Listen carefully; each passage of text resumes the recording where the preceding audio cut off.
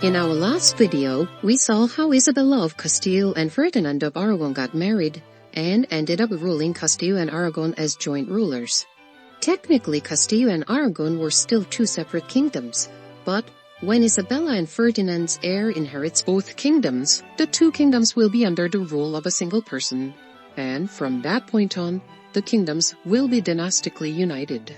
And eventually, Castile and Aragon formally became one country, Spain. But did you know Portugal could also have become part of this country to form a unified kingdom in the Iberian Peninsula? That could have really happened if one prince lived a bit longer. Who was he and what happened to him? Let's find out.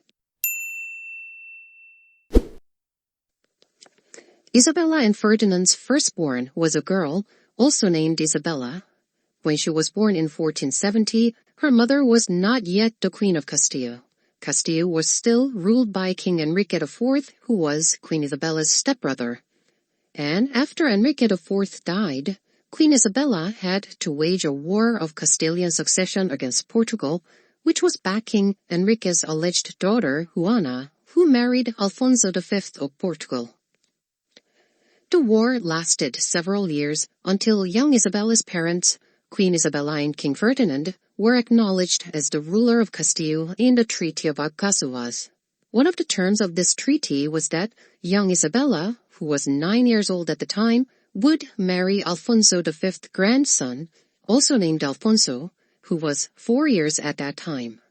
Because they were both very young, the wedding did not take place until 11 years later in 1490. By this time, Alfonso V had died, and Portugal was ruled by Alfonso V's son and the young groom's father, Juan II. Isabella's parents spared no expenses for the preparation of the wedding. At her proxy wedding in Sevilla in the spring of 1490, the whole city was decked out in banners and flowers, and celebrations lasted full 15 days and nights, with jousting tournaments, banquets, and dances occurring all over the city. Isabella and Ferdinand wanted to send their daughter with magnificence to show off the wealth of Castile and Aragon. Gold and silk-threaded tapestries, silk, velvet, and brocade gowns, and robes edged with pearls and encrusted with gold were made for the bride. Perfumers, glovers, and shoemakers were busy for months, filling the royal orders. In November that year, Isabella left her parents' palace with grand procession with trumpets and horns and flowers and banners.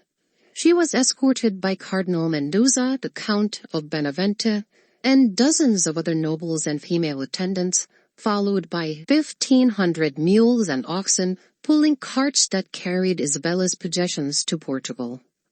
When the procession arrived at the town of Badajoz, located at the border between Spain and Portugal, the Portuguese King Juan II's brother-in-law and cousin, Manuel, came to escort Isabella to Évora, where the wedding will take place. The entourage arrived in Évora in November 23, 1490, for their actual marriage. Isabella was 20 and Alfonso was 15.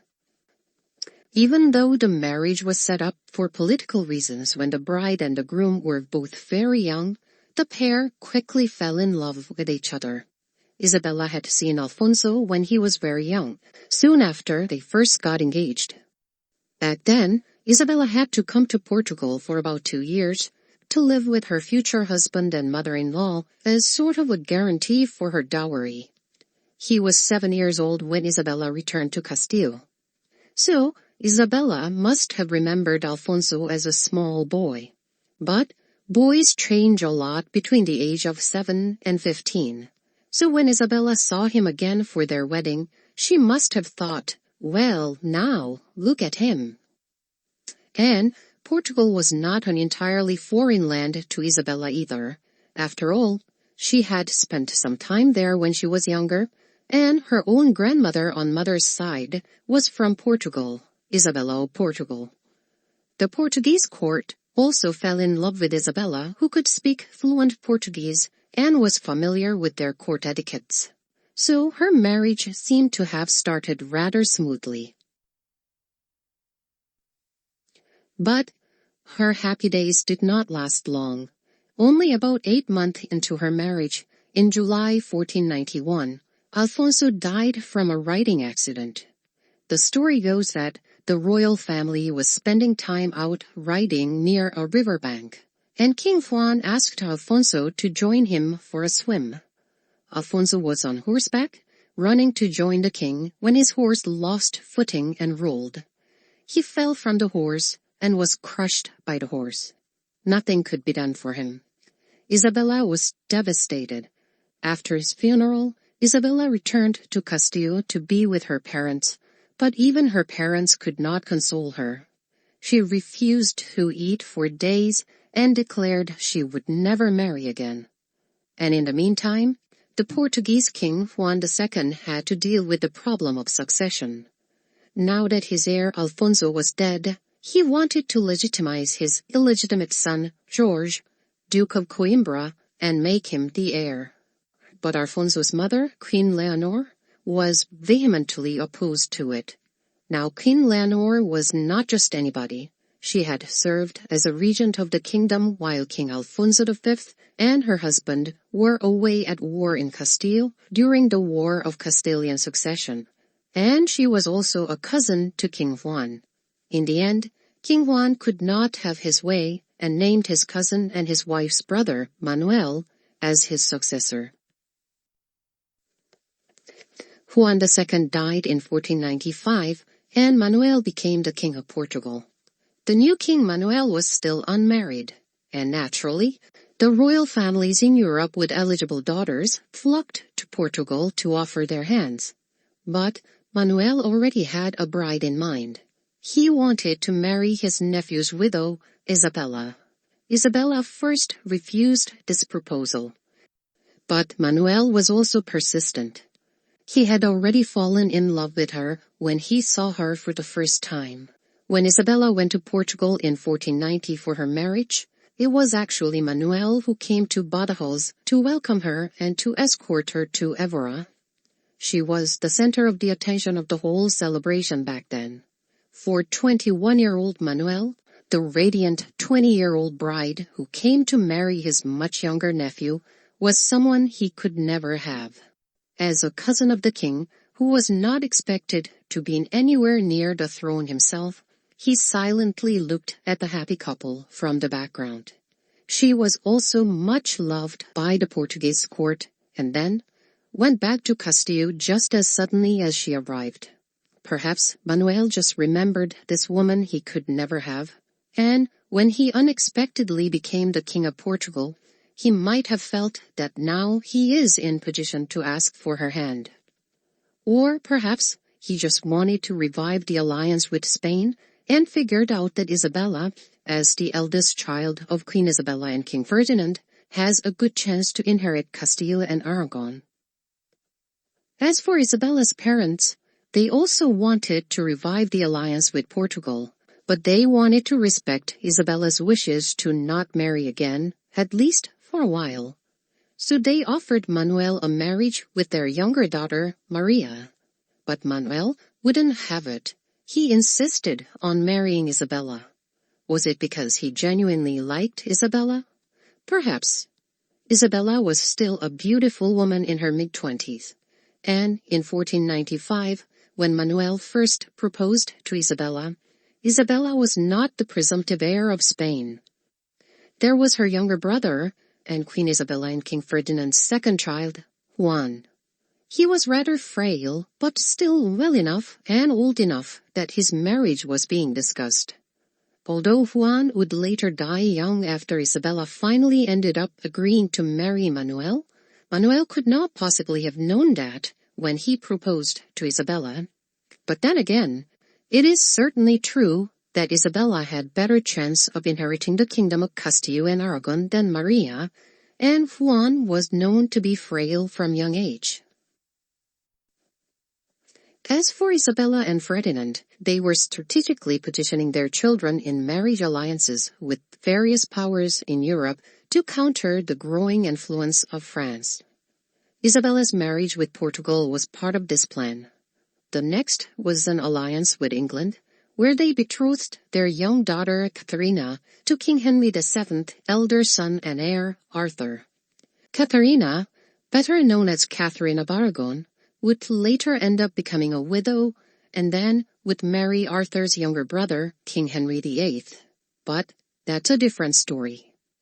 The next alliance would be another dynasty that was rapidly growing in influence in Europe at the time, the Habsburgs, based in Austria. The Habsburg family controlled a vast region stretching from Burgundy, located between France and modern-day Germany, to Netherlands and Belgium. Their geographical position made them ideal allies against France. The Habsburgs, too, found this proposal very appealing. When the marriage discussions began, the Habsburgs wanted a double marriage between the families. So it was agreed that Juan, who was the heir of Spain, would marry the Holy Roman Emperor Maximilian's daughter, Archduchess Margaret of Austria, and his younger sister and Isabella and Ferdinand's third child, Juana, would marry Maximilian's son, Archduke Philip. Juan's marriage took place in April 1497. When young Isabella finally agreed to marry King Manuel, Manuel wasted no time. Proxy vows were exchanged, and wedding celebrations were planned.